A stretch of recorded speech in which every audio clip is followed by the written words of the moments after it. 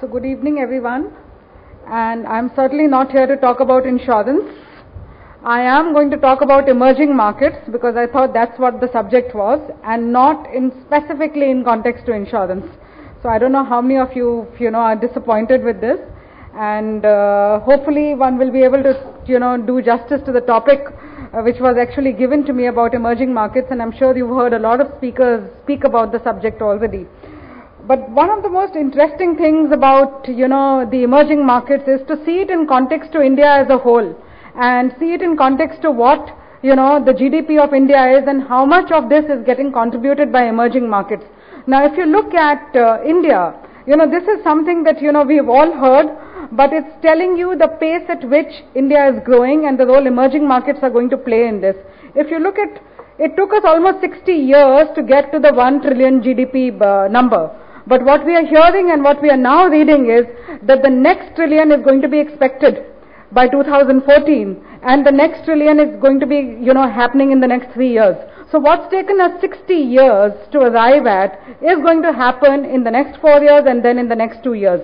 Now if this is the scorching pace at which India is growing, the role that emerging markets have to play in this kind of a scenario is, of course, we all know that, it is every single market, every single income segment in this country that is contributing to this kind of pacing growth. And if we just look at, we've all heard a lot about India's demographic dividend and how we have younger population. And it is a fact, we are talking about that we have between 15 to 34 age group, we have 47% of our population in that age bracket. But what is more important is the literate youth. It's important to have young guys, but if they are not productive and if they are not contributing to the economy, that's a different story altogether. So we've got literate youth growing, and if you look at the number of literate youth that is growing, 333 million youth is today educated. They can read and write, and they are capable of actually generating income. And we've heard that each household which has actually got a literate member, the income of that household increases by 67%. So there is a direct correlation between literacy and income and earning, and therefore, the market's doing well. So that's what is important. What's driving is literacy. Education is the most important trigger, and education amongst youth. Youth getting educated is the most important thing. The second thing which is actually becoming important is the nuclear families. If you look at the number of nuclear families that are increasing, the average household membership is 5 members. If that's going to come down to 4.2 members per household on an average for India, it is adding to almost 1 million households getting added on in India every year. Now, if there are more households getting added on, there is more consumption happening. If there's more consumption happening, there's more demand happening. And if there's more demand happening, the economies have to supply to that. So that's another story that India is today talking about, which is, besides the youth and a demographic dividend, the nuclearization, which is a societal trend, which is a cultural trend, which is actually fueling demand. The third thing which is actually important and which needs to be looked at is the growth disparities. If you break India's population into 5 income segments, 5 income quartiles, you will realize that there are many Indias within India.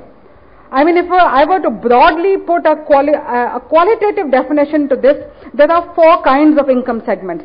There is the repressed segment, people who are just below poverty line. There is the reconciled segment, even though they have the wherewithal, but they do not have the attitudinal mindset to get out of what they have reconciled to their fate. India still has a lot of that population. So there's the repressed, which is there by virtue of circumstances. There is the reconciled segment. Then there is the resurrected, people who actually resurrected them, who have actually taken advantage of the opportunities that this new India has offered, and they are doing everything possible to come out of this. This is what you call the new age entrepreneurs, who are looking at every opportunity, and the new success stories that we are seeing in India. These are not people who were Khandani rich. These are people who have acquired riches because they've seen the opportunities that India has had to present. So the income disparities and seeing income segments differently is what is actually also driving growth in India. And there are a lot of this segment which are taking opportunities at the first possible instance and making something out of it. And of course there are headwinds, and I am not going to dwell too much into this. Food inflation. 50% of our income consumption is towards food, and increase in inflation is obviously going to depress the demand. High interest rates, 4.5% increase in interest rates by RBI in the last 9 quarters. Actually, it can take the EMI outlay up by 15 to 20%. That's another thing which is actually going to suppress demand, because there is only finally so much disposable income. Commodity prices, an increase in oil price just takes the entire consumption pattern completely out of what your planning is all about. And then various employment scenarios. If there are no employment scenarios getting generated in India, if there is no industry, if there is no investment in FDIs coming into India, we've talked about, I'll mention insurance, 49% FDI in insurance, which has yet to happen. We have, the bill doesn't even get tabled in Parliament session after session after session, is another reality. And there are many other industries who are at the receiving end of this. And so therefore employment gets suppressed. So these are the headwinds, which are also coming in the way of what can be the growth story of True India. But emerging markets, like I said, are driving the growth, and this is data which is telling you, since the subject is Bihar here, we are talking about Bihar. Even on a smaller base, you will see that the growth rate of Bihar as compared to all other states, including prosperous states like Gujarat and all, it is growing at 20%, and there is data that is indicating that. I'm sure we are all aware of this. And emerging markets, emerging states are contributing 17% to India's GDP, which should go up. If lots of emerging states actually grow at 20%, which is what Bihar is demonstrating here, and some of the other states like Sikkim, Rajasthan, Haryana, all coming much higher, if we continue at a 20% growth rate for these states, emerging markets will contribute much more than 17% to the GDP of India. And, we all know that, finally what is driving the growth in the emerging markets is the social sector. It's education, it's healthcare, it's services, it's infrastructure, and all of this is what is actually driving growth in emerging markets, because there is huge potential there.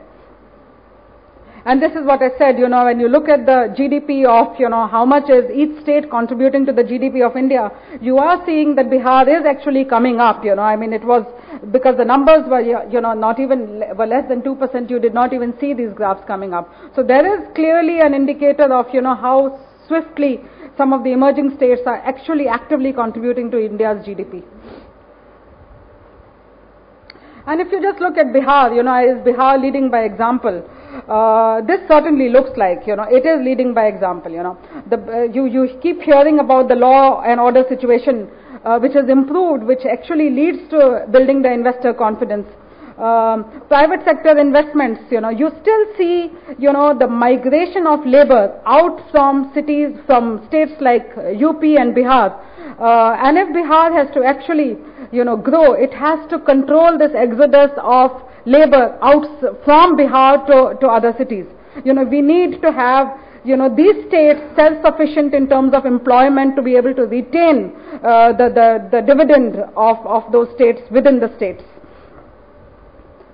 And there is, of course, there are things like, government intervention to improve agricultural productivity, because still Bihar, 88% of that comes out of agriculture as the lead occupation there. So this needs to play a very critical role. And state-funded programs, of course, in all the social sectors that I talked about. If you just look at, the GDP growth rate, this is how Bihar has performed. If you just look at, the 2009 and 2008 data, it was predicted to actually go down to a negative, which it has controlled very, very effectively. And you see the lift coming up to 11.44%, which is phenomenal. So when you get a topic like is Bihar leading the growth, all data, all indicators seem to be indicating that yes, this is one state that has actually got a turnaround story going.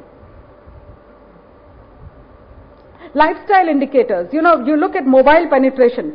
If the left graph is about mobile penetration, and this is about will I be traveling abroad? Now these are lifestyle indicators. So one is of course getting the basics right, and second is the lifestyle indicators.